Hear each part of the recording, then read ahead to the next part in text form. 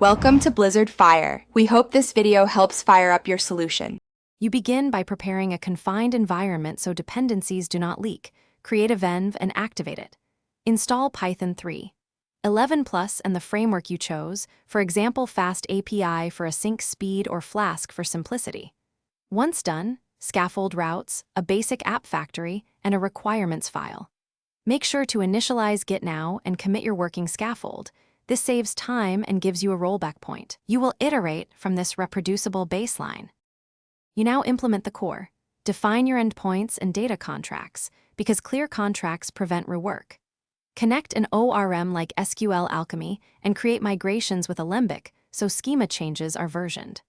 Once data is reliable, add caching with Redis and background processing via Celery or RQ to keep requests fast. Make sure to add authentication using JWT or OAuth2 and centralize config. Then write tests that exercise main flows. Automated tests catch regressions before deployment.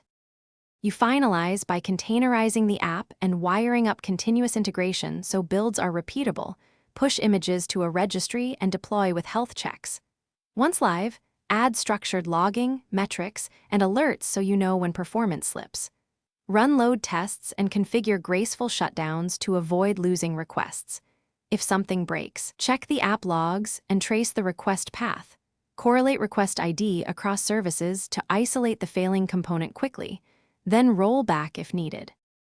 Thanks for watching. If you found this helpful, don't forget to like and subscribe.